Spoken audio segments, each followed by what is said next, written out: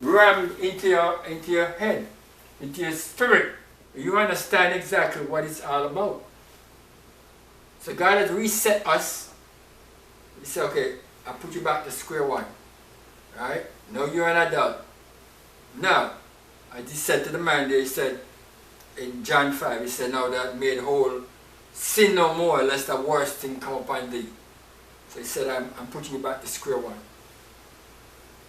So, understand that the virgin, okay, we talk about being a virgin, is not the issue right now. It's not the issue. Because God made every child of God, anyone who believes, a virgin. Okay? And that's not going to be the issue right now. Because I said every woman was a virgin at one time. God restore you, reset you, put you back to that point. Right?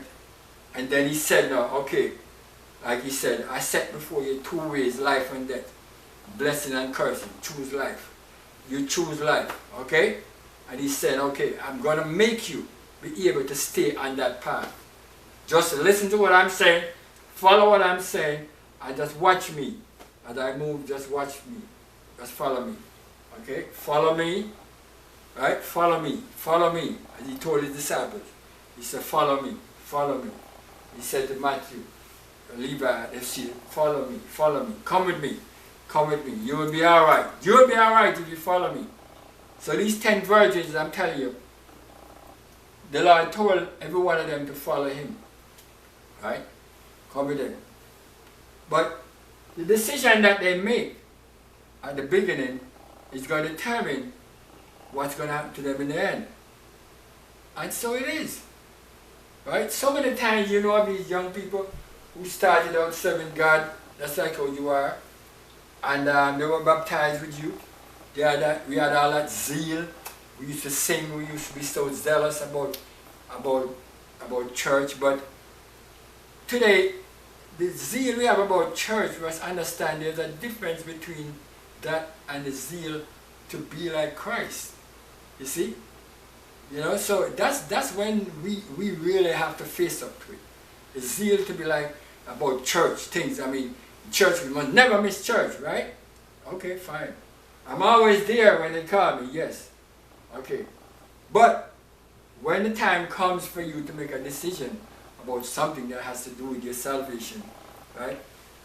I mean, nobody's there watching you, right? It's just between you and God. And can you say, okay, I'll choose Jesus, right? Can you say that? Because sometimes, you know, you might be in even a marriage and certain things are going on, and the things that are going on would cause you to like feel like I would be never, I don't care about that person I'm married. But you remember God. And that is what makes the difference. Right? You don't care. You know, because but you remember God, he said this, you made a promise to God. Right? And I don't talk about a vow because the Bible says you must make vows. I don't know why all of these things. A lot of things that we're doing in church which don't even have nothing to do with the Bible. Because the Bible says when Jesus said don't make a vow. Although those things were made in the Old Testament. But if you do make a vow, you have to pay the vow, right? But the Lord said just don't get yourself involved in those things, right? So some people when they get baptized they're telling them thy vow be upon thee, O God, but it's not the Bible. All those things are. There's so much ritual to everything, you know, when some of these things are based on in weddings are based on superstition too, you know what I'm saying? Throwing of rice and all manner of something. Have nothing to do with salvation, have nothing to do with what is true. All of those rituals were not even according to scripture, right? And even according to what is some doctrine, right? But people hold on to that, right? They hold on to that. Even though some of them are based upon superstition. So, we are saying here that the 10 virgins, all of them were the same. And God restored them. What do? The Bible said 5 were wise, 5 were foolish. Why? Now, as I said before, if 5 are wise, that's 50%. 5 foolish, 50%. That's a whole lot. Okay?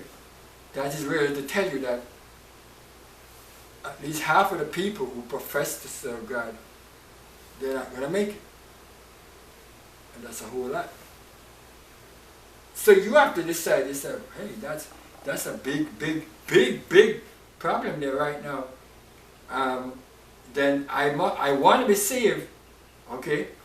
But the chance is, if you look at it from a matter of ratio, right, 50-50, okay? But it's not really 50-50, because it's not like several, you can be saved half and half. But it's really saying that half of the people will be saved and half will be lost. Okay, so you have to decide which half you want to be. But the Bible said, the ones who were wise took oil in their vessels, but the others took oil. Let me just read that verse. It said, they that were foolish took their lamps and took no oil with them, but the wise took oil in their vessels with their lamps. All of these things you have to pay attention to, because I remember when I was growing up, I hear people saying that, well, the foolish virgin didn't take no oil. They said they took no oil, that's what I would say. And the wise virgin took oil. But when you look into it, you realize that all of them had oil. See what I'm saying? Because without oil, they couldn't have a lamp that was burning. You see what I'm saying? So all of them had oil. All of them had oil with them. Okay? But the white, and so it is. A child of God. God restored them to square one. They are now children of God. They are now lights in this world. But the children, the ones who are wise now, took oil in their vessels. Okay? So you know what it is? It's like somebody going out and he said, well, I have my lamp with oil in it, and then he carry a jug with some oil in it. Okay? What Israel says is that somewhere, excuse me, I might lose where my oil might run out, because I don't know how long I'm going to have to keep this lamp burning. Right? You know, there are times somebody put a lamp burning, and then in the morning, and sometimes at night, the lamp goes out. Right? The wick burns out, or the oil burns out, something. Sometimes it's the wick. Right? The oil might still be there, but the wick is gone. So the wise virgin are thinking to themselves that, well, hey, just in case, we must be able to make it through anyway. That's it. And so that's why the Bible tells you when the cry came that the bridegroom cometh, but some people think it's actually something when I'm at midnight, but the Bible tells you the Lord's coming could be at midnight and the cock crowing. We don't know what hour, right? But we do know that a gospel message is going out right now to say, behold, the bridegroom cometh. Right now. It's not going to like God make an announcement from Gabriel with a horn, and then it's right now. Right? Go ye out to meet him. That means get yourself ready. And the Bible tells you that when they try to get themselves ready, then they realize that the lamp went out. But thanks be to God, they were able to reset and get themselves back on track. But there were some people who couldn't get themselves back on track, and they were waiting on you to help them get back on track. But you yourself trying to get yourself back on track too. So they said, well, how am I going to help you when I'm in the same boat like you, trying to get myself on track to be saved? Right? So you better go back to God and let him help you get yourself back on track.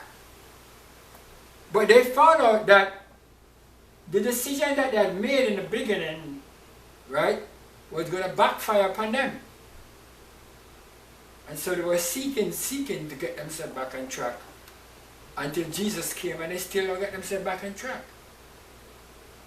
And you know, this is a very dangerous thing, because some people have gone to that very point, right?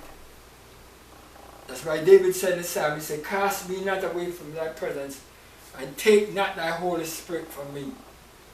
Restore unto me the joy of thy salvation, and uphold me thy free spirit. Right? Because they have gotten to the point where the Spirit of God has left them. And basically, they are in the circle, but it's not reaching into them. It's a very serious thing. And as I said, it's not, the scripture said here, the scripture said that 5 wise virgins, 5 foolish. Right? The choices that they are making in life. What are they looking at? Are they looking at the devil bring things before you, and glitter, right? They say glitter like gold. And he's saying, over here, over here. Remember I did this study before, I said, don't settle for the things of this world, as eternity is waiting. The devil is saying, over here, man, over here, over here, right? And all of this plague that's been going on, which they call a pandemic, right? I've heard more advertisements on YouTube and all these things about how you can get rich overnight. Just do this and do that. And I'm saying to myself, really? Right? And also when they talk about the rich are getting richer and the poor getting poorer, if there's ever time, it's now. You hear, oh, such and such company beat the stock market estimate. Yeah, the stock market estimated that they were going to make so and so. And they beat it, man. I said, really? Beat it? How? Right? These people who make these vaccines are making billions and billions of dollars, and yet still nobody's paying for them. They say they're giving them free, so where do they get all this money from? Right? So I'm saying to you, in all of these things, the devil is saying, listen, man, and now they have a thing now where you, as I said before, these people didn't want to hear anything about Jesus coming from heaven and the kingdom of heaven and all these things. But now they're talking about you can get a flight to go to Mars or somewhere to start, whatever. And why are they doing it? Because the devil tells them that's about all they're going to have. Okay? That's about all they're going to have. Spend the money and make a scarf and go out into outer space and whatever. So there is still a desire, as it were, to go into heaven. Right? But they're doing it the devil's way. Right? They're doing it the devil's way. So well, the little way where they're going to go up there, make a little flight, come back down to earth, and still live in the evils of this earth, and die and be perished and be buried in the earth, be cremated.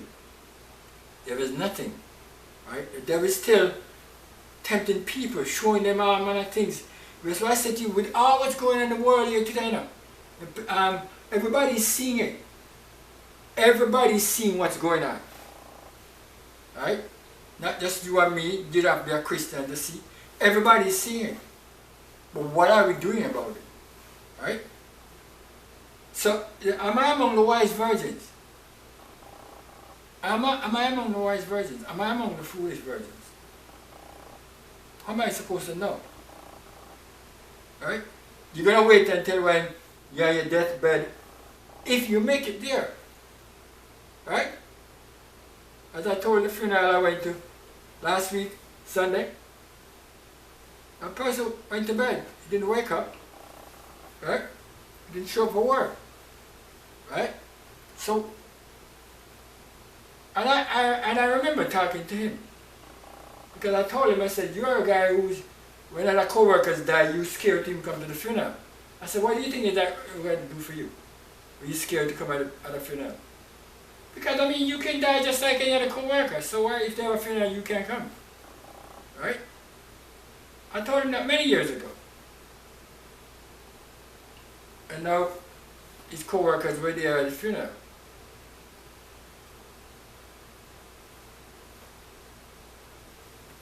Right? We didn't think like how he thought. We showed up. Right? So I'm just saying to you, but he has no idea. He thought he was going to wake up and go to work and whatever his plans were, he was going to do the following day just like any other day. And he was just like almost 50 years old. He had a whole lot of time ahead of him when he said I would retire thing. But the point is this really, this is what the world is about. And people are getting the message. And I say, because I mean, as I told you, the number of funerals we had at work. And we had funerals at work. And for some reason, some people feel like because they don't show up at the funeral. You think that's going to stop you from dying? Also because you can't go and mourn with another family who is grieving? Right? You think that's going to make you stop you from dying? You're not going to do anything. Right? It's not going to stop you from dying. Running away from it, say like it's not going to stop you from dying. Okay? And I said to you, the choices that we make, right? The choices that we make will determine whether we are wise virgin or foolish virgins. Okay? And right now, the cry is going out. Behold the bridegroom coming. It's there in the signs around us. The prophecies are fulfilling all around. We see left, right, and center. Right? The bridegroom cometh. Go ye out to meet him. How am I supposed to go out to meet him? With clothes that are tattered and torn, and clothes that are stained. Right? I must put on that wedding garment. You see, that wedding garment is is the only way I can meet him. And the wedding garment was given to me when I became a virgin. It was left to me to decide how I'm going to keep the wedding garment.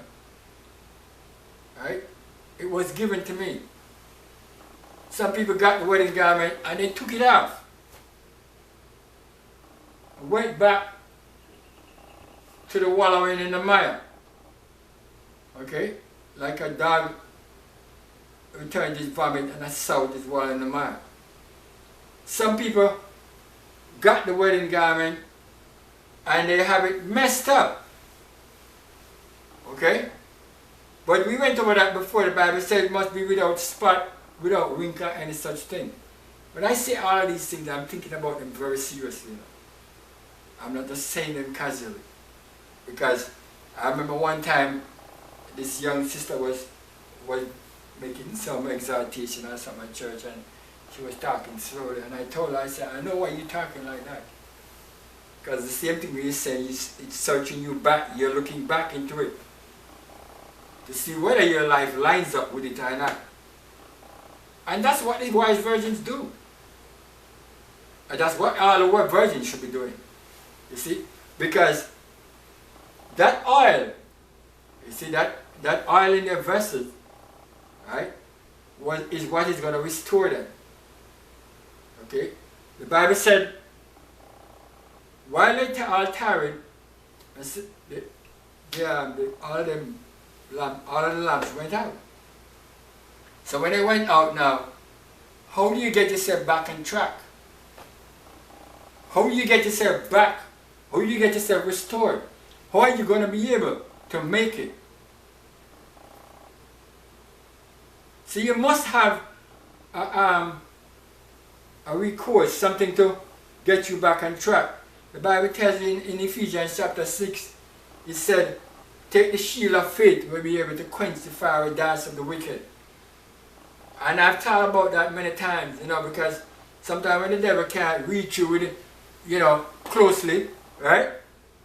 Excuse me, I don't know why my nose itches me like this, but when you're fighting, if you have a sword, you want to be close to the person and hit them.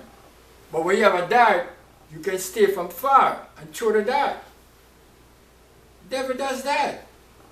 You see? And you might find yourself just slumped down. You've been hit. Slumped down in despondency or gloom or something and don't even know what to do. But that oil in your vessel, the Holy Spirit inside of you, picks you up and lifts you up back and put you back where you can float, where you can fly again. See what I'm saying? Those darts sometimes hit you at some strange places, some strange times, right, coming from the devil. But the oil in your vessel is what restores you. You don't have no oil in your vessel, you're down there, and you're totally helpless and can't get out. And then at the same time, when you start serving God, you must have a mind to continue to the end. You know, when some people get married, you must have they don't have a mind to continue to the end. People get married for all manner of reasons, okay? And you can't tell what's going on in the other person's mind.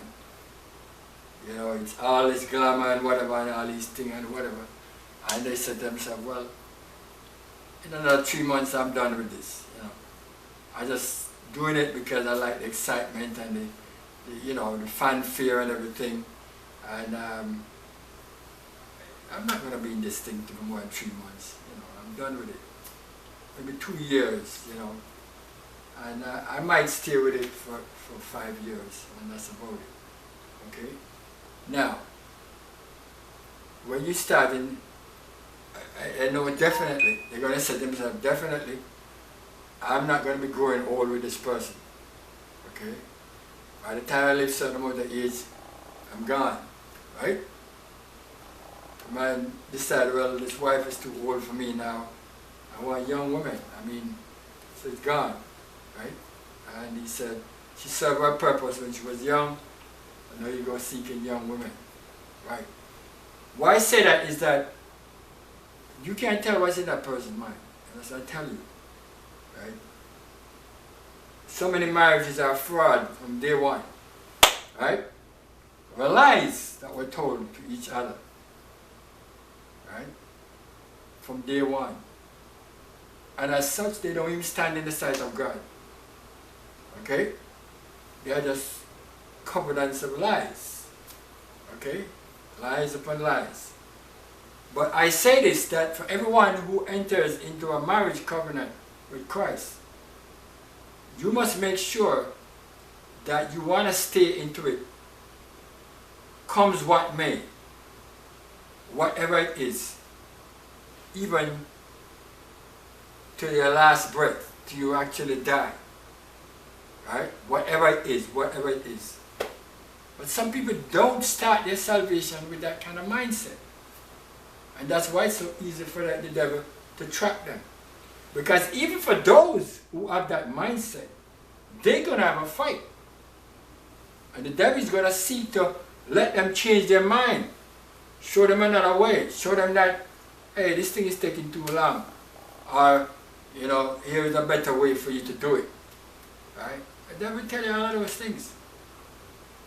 But, so how much more those who don't have that mindset? See what I'm saying? That's why some people collapse so easily. They collapse. And they're down there, not having any oil in their vessel. They can't pick themselves up. So God has made us, reset us, bring us back to square one, and given us the chance to, given us the opportunity, let me not use the word chance really, but He has given us a privilege, that's maybe a better word. He's given us a privilege, right? Privilege is what it is. When they say that to have a license, driver's license, is not a right, it's a privilege. I mean, they can take it away from you. Right? So God's given us a privilege to be one of these virgins. Right? Now those people who are not saved worship idols and they are away from Christ and God. They are not given that privilege. But when you get that privilege, you're going to say, well, you're going to use it wisely, discreetly, with prudence, with understanding. Right? And more so, to follow the one who is the bridegroom. Because one day you're going to have to meet him. Now the Bible tells you, we talk about the bridegroom. Should I get my old Bible on this though, man? Because I'm telling you, the scripture said that to her was granted that she should be arrayed in fine linen, clean and white. For the fine linen is what? The righteousness of the saints. I better get more Bible because I'm looking at this one as to say, well, I'm going to find the writing at the same place. And I'm not going to find it there because it's a different Bible altogether, right? It said here, I'm falling apart, right? It said here, Revelation 19, right? Verse 10, verse 7. Let us be glad and rejoice for the marriage of the Lamb, and give honor to him, for the marriage of the Lamb is come, and his wife has made herself ready. And to her was granted that she should be arrayed in fine linen, clean and white, for the fine linen is the righteousness of saints. And he said unto me, Write, blessed are they which are called unto the marriage supper of the Lamb. And he said unto me, These are the true saints of God. Right? So, that's what he said. Right? Arrayed in fine linen, clean and white. And he tells you what it's a symbol of. The righteousness of the saints. And to her, that's mean to the church, to the bride, right? It was granted. That means God gave it to you, right? As I said one time, I was talking about this. So when they have all these traditions about the bride and husband should never see each other before they exchange the vows. I mean, no, they must see the bride in her wedding gown, right? And I remember seeing a movie, something like that, and I think it was the husband's, something happened tragic in the family, and I think the father was sick, and he didn't know they could have the wedding because he wasn't going to be there in the hospital, and they had to talk to each other. So they went in a thing, and one stood this way and one stood the other way, back to back, and talking to each other because they said it's bad luck if you see the bride, right?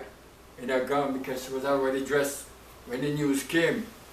So, but in this case here, the bridegroom is dressing the bride. He's telling the bride, he gives the bride what to wear, right? There's nothing about no bad luck about if the bridegroom see the bride, okay? Because our bridegroom is constantly seeing his bride, and he's telling the bride like, hey, listen, you're not, get dressed, put on this, put on that, granted, put this on, take this, put that, right? He's giving you love, he's giving you joy, peace, he's giving you long-suffering, gentleness, goodness, meekness, temperance, faith, fruit of the Spirit. He's giving you those things and saying, put them on, right? Put them in your heart, get these things on. Put them on and get yourself ready, right? He said, I made yourself ready, okay? So it's not left to us to decide what we want to put on, right? But the bridegroom is telling us what we need to put on, right? Now, as I said earlier, if I'm going to get married, I'm not going to tell my bride what to wear, okay? She chooses her gown, and I say, I don't see. That's how they have it, right? You see, your God's very different. That's how they have it. And I'm not going to tell her what it is. I really leave that up to her. But I should hope, as I was seeing this thing one time, they said that there are some brides which show up with some things that the husband is like, what is this? I mean, why are you dressing something like that?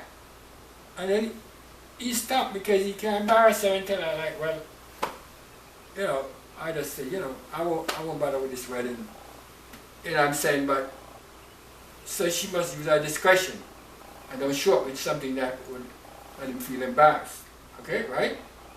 But in this case here now, this bride is getting her dress from the bridegroom, because no way should we show up unacceptable before the bridegroom. We can't do that. We cannot do that, right? Because then you're going to be cast out. So the Lord Jesus is making sure that we are dressed the way that He wants us to be dressed.